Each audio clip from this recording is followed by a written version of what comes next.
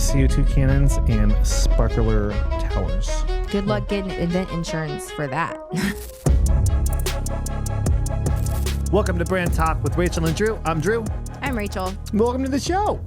Welcome to the show. We just talked about some random stuff. We do some batch work sometimes, and we had an interesting episode of Drew's News. Can't wait to hear it. Mm-hmm.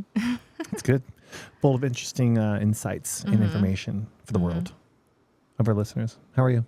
I'm good. Got a little bit of a headache. I went to a chiropractor, but like a doctor chiropractor, and she just got all up in there. And apparently I have TMJ and I have all these other things. So anyway, just I'm in a little bit of pain right now, but it's good. It's good to have been abused for 90 minutes to maybe feel better next week. So like chiropractor? Yeah. This is somebody new. I haven't seen her before, but she's like a doctor that goes to the chiropractor office that I go to. She's an actual doctor, and her name is Dr. Amber, and she did a great job. And I mean, I was breathing and like, I felt like I was getting a tattoo the whole time. Oh, wow. It was like really painful, but it's good because, you know, she's working on a lot of things. And she was like, she even stayed like 20 minutes later to work on me. She was just like, she wanted to get She's a soft tissue person. Oh, yeah. They're great. Yeah. Because that means... Ouch. Yeah. Yeah. Hurts. Yeah. Soft tissue stuff, like IT band stuff. And she didn't even have time. She didn't even get to my abductor, or none of that. She didn't even get to it because I just had so much up here that she's like, we're going to save that for next week. I'm like, thank you. I was in pain. Sweating. Yeah, I was. Yeah. You start sweating. I wasn't sweating, but I was certainly breathing like I was in labor. Yeah. And then apparently I had food in my teeth the whole time. So she probably saw it and just was so nice and didn't tell me. The entire time. Yeah. Cool. Salon owners, this is your moment. SalonCon 2026 is happening in Miami, January 24th through the 27th. This is the ultimate event to bring your A players. Leave all your B's and C's at home. Not only will they get it certified in a brand new extension method, they'll also learn the sales and marketing strategies that actually grow revenue and keep your clients coming back for more. This is a 3-day event of high-level education, luxury networking, and powerhouse speakers, all designed to future-proof your business. Bring your team, elevate your business. Join us at SalonCon Miami, where millions are made. Get your tickets in the description below. Now back to the episode. Well, we're getting ready to go on a little trip. We've got literally some construction going on. There's a lot happening. We're having a good week. We've had when just going to expand the business and push the business forward. You run into barriers. You know, we run into barriers too, but it's a good week for sure. But we've been meticulously adjusting things and getting with our team. The team's been doing great, and we broke through a new process, and it's really going to help us tremendously just be more efficient. We're actually going to have to upgrade our venue for SalonCon. Oh, yeah. Let's go. So we are on the hunt for a larger venue that can hold about 150 more people than we anticipated. Just at the velocity that our tickets are selling, you know, like we just launched tickets and just like at the speed that they're selling, I'm like, oh shit, okay. Just did some projections and we're gonna need to upgrade the venue. So we have an opportunity to do it like right now. If we wait, we won't be able to do it. And at this rate, we'll probably be sold out by the end of October, early November, which is too soon. So we need to, because I mean, any new people that we work with over the next several months, like we need to be able to get them into the event. And if we're sold out, that doesn't work. So yeah. Also, there's, you know, how do you do event? How do you fill the room? And then, oh crap, we don't have enough room for people that are wanting to come in. Also a problem. Because it's not, this year is different. It's not like this, you know, January of this year, where it was mostly the owner and manager and the spouse came. If the spouse was involved in the business, the spouse came. This year, you've got people buying double, triple the amount of tickets that they bought last year. So that can double or triple our guest count quickly if everyone is doing that. So just yesterday, we had one of our awesome clients, like she has tickets for her husband, and her manager, but then she bought 5 extra tickets for some of her stylists. You know, and so it's kind of like, okay, party of 8, you know? So if you think about like all of the different salons that we work with. And if each of them are bringing 5 to 8 people, that is we're over capacity. So yeah, but I'm excited about it. We've got a really cool education plan for everybody, like just really listening to the feedback that we got from earlier this year, like really looking and seeing, okay, what segments did people like we had people obviously like registered for classes, but then at the last minute, everybody was like, not everybody, but some people were like, oh, I want to do this one instead. I want to do this one instead.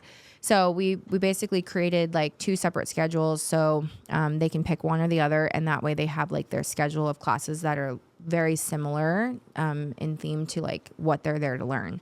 So I'm excited about it, and it's going to be great. And we just need to find a bigger place. Yeah. We're doing a little different. We got just straight hustled from the first time we did an event. The cool thing about the venue that we chose though is they have a larger space that's at the same, like in the same vicinity, like the same place. And that's available? Do we know? It is available. We have numbers, yes. Cool. So you and I just need to go over them. And the interesting thing though is it's too big. So you got the space that's like probably not. It's like going to be kind of tight if we like keep it there at the rate we're growing, or we just say, you know what? Fine, we'll sell out at the end of October, early November, and that's it. Like snooze or lose. Pack them in there. Well, I want to make sure that like this other space is like too big, so I'm like, okay, like small problems. If it's too big, though, it can impact the vibe. Like you can have too much extra space, and then it can look small. I don't want the event. I don't want to have more than 500 people at the event personally. So the event's fully capable of having thousands of people there. I just personally don't want to have that many in the room, just because I like that size. It's a good size. Yeah. You can really connect with everybody. You can really the team can connect with everybody. It's not like you get lost in a crowd, Mm-hmm. So yeah, Lane's in the warehouse over there. So her and I are going to have a chat and go through some numbers and decide if we're going to pick this larger venue, and then just have to, use pipe and drape to kind of to make it feel still very, intimate and stuff. But the cool thing is that then we wouldn't, because what would suck is like you have a salon owner that's like got tickets, and at the last minute she like wants to add a few for a team, and then we're sold out. Like that would suck. So I don't want to have anybody have that problem. So that's why I'm like, I'd rather go bigger, and then we can always like expand it further if we need to, or just it's going to have to be smaller. So yeah. CO2 cannons and sparkler towers. Yeah. Good luck getting event insurance for that. They don't have any heat. Okay. They don't. You can put your hand in them. That's their whole selling All right. point. Well, I'm going to buy one, and you can put your hand in it. We'll see if how harmless it is. They're really cool. These little boxes, and then I'm also going to use them in the house when I enter a room. These sparklers and shoot up. All right, guys, real quick. If you're a salon owner who's tired of grinding behind the chair with nothing to show for it but a sore back and an inconsistent bank account, you need to BYOB, build your own brand. This is our signature program helping salon owners all across the country launch their own private label hair extension line under your name with your profit margins and your rules. It's not just about services. It's about creating an actual brand that can sell while you sleep. Our students are launching their own Shopify stores, wholesaling to local stylists, and finally stepping into the CEO seat without having to reinvent the wheel. We're literally handing you the playbook. Branding, fulfillment, marketing, legal, all of it. If you've got the hustle, we've got the system. Click the link in the description below to book a discovery call with our team. Let's build a business that works for you and not the other way around. BYOB, because doing hair should be because you want to, not because you have to. Got cool stuff going on, and I did a partners program call today. Got some major progress made on a brand that we're launching externally, so that's super fun. So her and her husband actually joined the call, which was awesome. We love them, and just being able to like really help them get this thing going. So this is going to be such a great opportunity for their family and for their business. She's been behind the chair forever. She's sick and tired of it. She's tired. Her body hurts. Can only see so many clients, can only work so many days, and they love to travel, and they want to be able to travel the world with their family, and be able to do that and not feel like their income is limited by, her being behind the chair or not being behind the chair. So we got that going, and we're going to follow up probably either this Thursday or next week just to kind of tweak a few things and get it live. And she'll be on her way to making money while she sleeps, which is super exciting. So very cool. I love that for her. There's so many positive things happening in our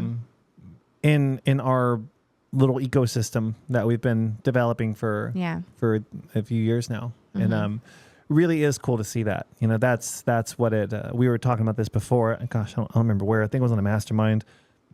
But just impact. Like your business is out there to make an impact. Mm-hmm. And if you pursue impact, you will be, one, you're going to make money.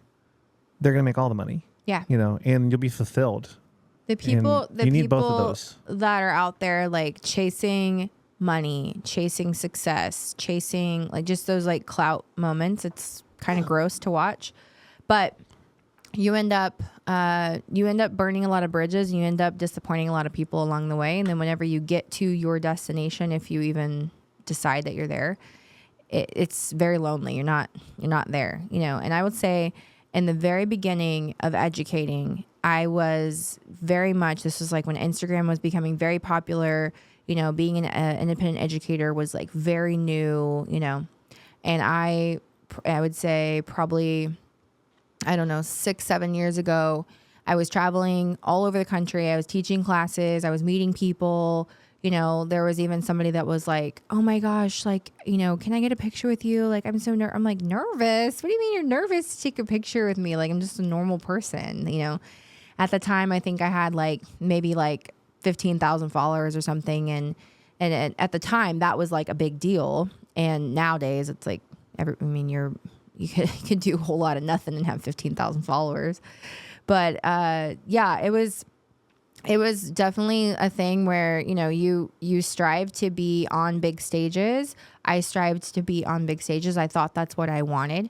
And I realized, you know, very quickly that was not what I wanted. I didn't want to be on someone else's stage. You know, I remember I had an opportunity to go to the Behind the Chair show and go on stage. And, you know, I was originally there to like assist a platform artist. Well, I ended up being mic'd up, and they ended up like letting me talk and stuff on stage. And I was talking about pricing and business and stuff like that.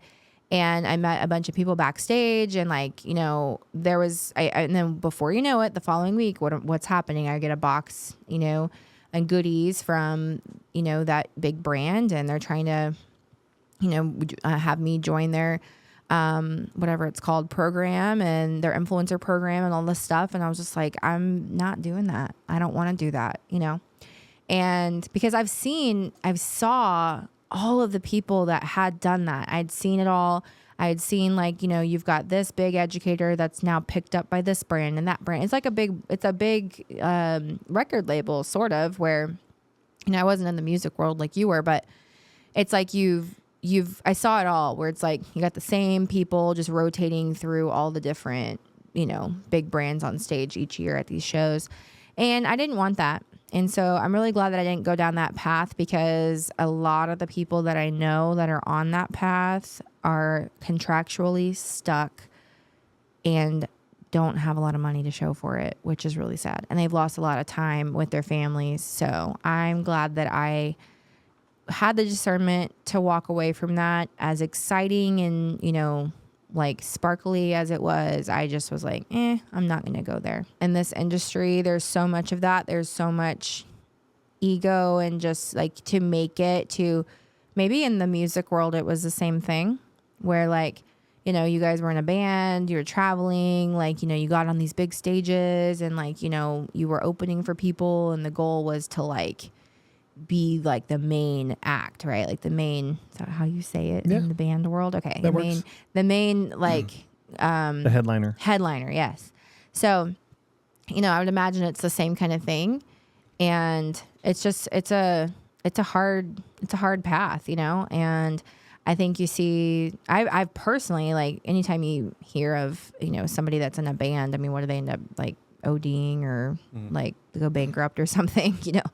I just didn't. It's a rough life, I'm sure. I just viewed that as like the same thing in the beauty industry, like where you're on the big stages, you're doing the same thing, you're teaching the same thing, and, you know, you're building someone else's empire instead of building your own. And I just didn't want that. So I love that we get to help people do that for themselves. We've been filming a ton in here. There's, you know, all kinds of random hair and tools and things behind me right now, but I'm really enjoying the work that we're doing. And I love that the work that we're doing, we are not the star of that show. And I love that. Yeah. We're in the background, which I like that. We like to be. I like to be in the background. There was a time when I was doing fitness and you were traveling as an educator and I was working with clients and I'd be in the hallway and I'd be on the phone. I'd be all around the hotel and I'd wake up and then you would go do your thing and I would go do my thing and we would just work kind of in these cities. I was like dead. Yeah. And I remember when we were coming all full into the beauty industry when we decided to, and we were getting married and we were like, hey, we're going to go, we're talking about all that and moving away from fitness, which the best thing I've ever done. Like I still got buddies in the fitness space. I'm like, dude, like that's tough, Yeah. One of my buddies is they're doing really well. Yes. I bet I know who you're talking about. Yeah. And, but he's like, I gotta get out of fitness. Like, yeah. I hate it, but they got such a big thing kind of going on there. Yeah. But, so when we were doing that, like this was a thing for me, but it didn't last long because I knew if we go in the beauty industry, I'm going to be more in the background because all the fitness stuff, the cameras were pointed at me. I'm doing the thing. I'm talking. I'm the personality. I'm doing all that where you didn't really want to do that. That was more of my thing, but it's funny how your goals are land in your lap, but it's not the way that you think it's going to be. Yeah. I don't know if ever. Like it's always a little bit. It just shows up differently. Like you have this idea of like anything, like your life, your relationships, your business. Even like your home decor projects, like, there's inspo, but then it's like how it actually ends up is different. Yeah. So. Our tool room turned out pretty good. Oh yeah. We got some shelves. We had this terrible room. Oh, Amanda walked in there and she's like, oh, wow.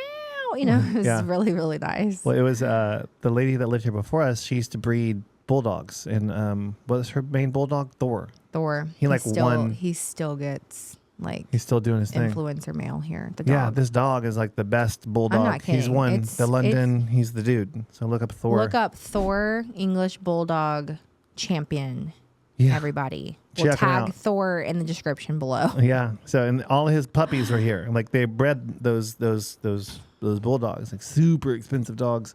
In the side room, they kept it immaculate to have all these dogs in there. They had did you find him? I'm telling you, he's a looker. But maybe drop a picture of him in on this podcast. Stud. Yeah. Hey Kara, lady we bought the house from. So anyway, he used to have pallets of dog food in the what's now the warehouse, but it used to be there's like 14 puppies back there. There's a lot going on back there. Yeah, but they had a dog wash room back there. Oh yeah. They kept it super as clean as you can keep. It was super clean, super nice, organized. Like full-time caretaker, dog nanny. Yep. Yeah, and then but it was just that the dog was awesome. So this little side room that we had it was like a little daycare room for the dogs, if I remember. Yeah. Right. And then, so we never did much with it. When we started storing things in there. And then we put a dog in there and then we were not pedigreed dog. We suck. We don't have any pets. Dog parenting. Yeah. And, we rehomed our dog to Chrissy. I'm like, here you go. You're inheriting a very expensive dog here. Yeah. And they would just destroy the room and we couldn't figure out what to do with this room, but we went in and redid it top to bottom. It's got some shelves in there. But your inspiration, see guys, we are such entrepreneurs and have squirrel moments just like you guys where, you've got the inspiration where something's going to turn out one way and it's different, once you get there. And I think with even with SalonCon, it's like you have a concept, you have an idea of like, okay, it's going to be like this. We're going to have X amount of people. And then guess what? The audience tells you otherwise. The people that you're serving tell you otherwise. Like, it's just like, it's going to be a bigger event. Like, all right, let's go. Let's do it, Yeah. And when things start to work, it doesn't mean that there's no, it doesn't mean that there's no problems for us, but they are working and we're able to solve the problems. But you're able to solve them and it moves, so a lot of times you'll be trying to do something and it just won't move. I think there's like a distinction there. It's like, do I just need to buckle down and see it through? A lot of times, yeah. But then there's times where You know, what's an example? Give them an example of something. Well, you talked about Kalia before, but not, maybe an example of something where we were going to do something. We're like, that's not working for us. So we're going to go in a different direction. I mean, at one point we were going to open a salon in Houston, and I forgot about that. Yeah, Yeah. that place was super cool. That was a super cool building. I know, and we got romanticized by a building. I really just liked the fact it was across from my favorite restaurant, and it was near you, so I was kind of like, I could live down here maybe. But I also started in the Heights, you know, like that's where I first started. That's where I, you know, first started, you know, in the salon world. And What year was that? Is that 2021? 2020, and yeah, I'm like, let's open a business in the middle of 2020. Yeah. Yep. So that was something that like we literally got to the lease signing, you remember? And we were at the airport. I think we were coming back from Philly. I was teaching or something. We were headed back, and I got that call from 100-year lease. It was a very long lease. It was not 100 years, but it was like 10 years. And anyways, what had happened is I believe there was when there a hurricane or a tropical storm or something, and it brought a ton of water like very close, almost inside the space. And I was, you know, going back in the lease, and they had removed a piece of the lease that I noticed because the page numbers were off at the bottom. Sons of bitches. I can't believe you said that on here. Sorry, everybody. So sorry. You cuss way more than me on this. That's kind of a lot. Like what you said. Wasn't that a lot? It was like, I don't know. It was just like, it's just direct. It was. I guess the F word just like it happens and it's like over with quickly. No, that one's worse. I don't know. F word's worse. But what you said, like the length of it, like it has more characters in the word. How I said it. How I said it was more offensive. Maybe so. But anyway, the guy, we were getting off the plane, and he left me a voicemail.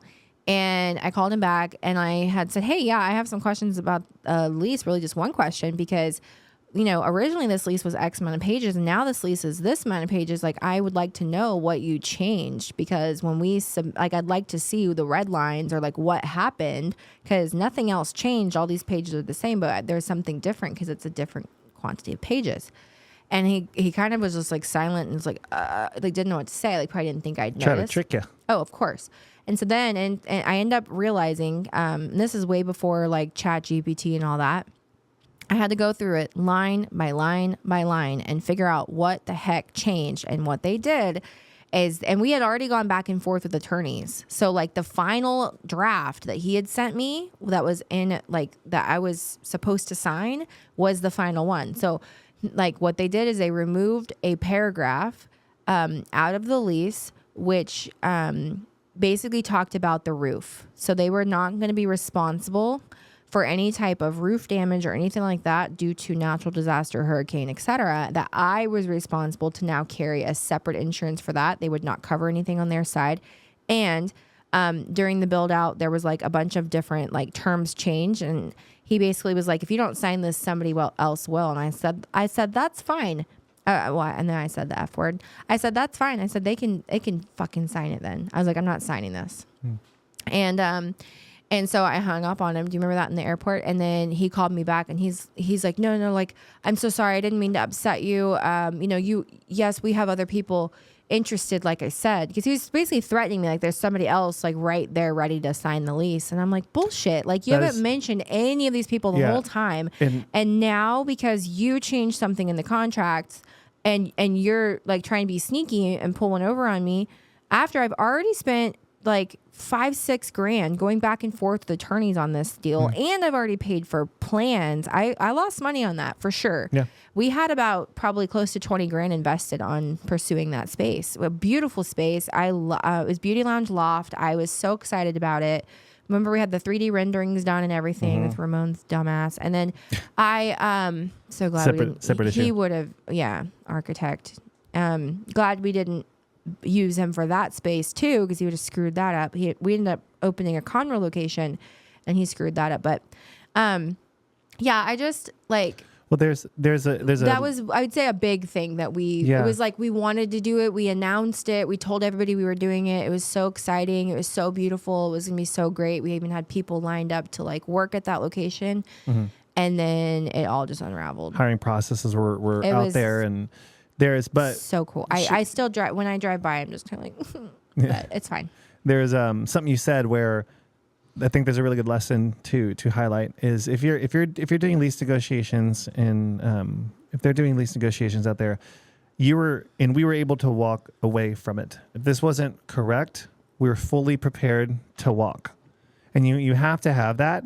Anything that you're negotiating, rather we're building a building out there, or you're signing a lease, or whatever the new relationship thing is that you're about to enter into, you got to be able to walk. And that was one of those things where it was just too much liability, and then also, like, I mean, that's a behavioral pattern. They're pulling some gray areas, trying to pull it over on you. And I was like, I am not gonna be doing business with this dude for. I mean, what he's trying to do, he's trying to fill the spaces, and he's gonna sell it, like, rightfully so. But I'm not gonna sit here and be tricked into something. And I didn't, like, I think I was 20, how old was I? How old am I now? I'm 34 now. I think I was 28. I'm like, I might be 28, but I am not a dumbass. Like, I know exactly, this is not my first rodeo. I've signed leases before. I've had attorneys go back. That's why I had my attorney in the mix in the first place, because I didn't want to do that. But my own attorney didn't even notice the change because of the last, because it was one paragraph. You've got a lot of stuff our attorneys haven't seen. I don't know if it's like I'm smart or I'm scrappy. Our attorneys are great, but two, Rachel will go through. Like, you'll just do the thing. Like, you'll go line by line and read a whole entire thing. And if you're a client of ours and you have sent me your lease, you know what he's talking about. Line by line. Literally. Like, what are you bloodhound. doing? I'll find it. I'll find the problems. Yeah. So it's a gift you have. Thanks. So. Fun fact, I wanted to be a lawyer when I was growing up. You'd have been a really good lawyer. I wanted to, I was very inspired by Legally Blonde. But I wanted to be like her, but I wanted to wear Vans and have a pit bull. And I didn't want to have to wear like heels and pink dresses and have a little yappy dog. I wanted to have a pit bull. Like Thor. No, that's English Bulldog. That's very different. I wanted to have a pit bull. Got it. And I wanted to wear Vans, and I still wanted the Audi TT Roadster convertible in baby blue. And I wanted to go to Harvard. That's what I wanted to do. And I gave my whole family, of 2 people who cared to listen, a whole pitch of why I needed to go to Harvard and where I would stay and how much it was and what I needed to do to get in. And then I ended up finding hair, and I realized, you know what? That is it was originally going to be a backup plan for me. I wasn't going to do hair forever. I wanted to just do it as like a right now thing, to be creative, and like it sounded fun. And I liked that I could be creative, and then I also realized that I could make more money if I was faster than the people next to me. Mm-hmm. So I would time myself, and then I realized, I actually want to own a salon, and I want to design my own salon, and that's just really kind of what I committed to. But I did want to be a lawyer at one point. What kind of lawyer? Probably a prosecutor. Oh, yeah. Dang. Because I'm so good at finding stuff. So. You're good. You're not good at that. Thanks. But it just required so much school. That's really why I didn't pursue it, because I was like, I don't want to be stuck in school for freaking ever and have all this debt. Like, was it like 7 years? I don't even know. It was just, I wish I could find that presentation. Like, it was on the economics of that are tough. Put all that money into that much school. I know people that have hundreds of thousands of dollars of school debt, and I just am so grateful that I did not go down that path. Mm-hmm. So it works for some folks, but I think it's necessary for sure if you're going to be like an attorney, or going to be like, a doctor or something. But other than that, I mean, I think entrepreneurship's the way to go. I think you have so much opportunity, or working for someone who is an entrepreneur. Like, I just feel like there's a lot more passion and heart behind what they're doing. Yeah. So. More opportunity for sure. Because that's it's everywhere. That's the whole point of entrepreneurialism, is creating value, and that often looks like opportunity. Mm-hmm. It is. Yeah. So. Yep. Well, I think we need to seize this opportunity and get the camper ready and hit the road, Jack, because we are behind schedule. But we did not want to leave you guys having a week without podcasts, so we got them done for you, and we're gonna go spend some time with our family and our kiddos.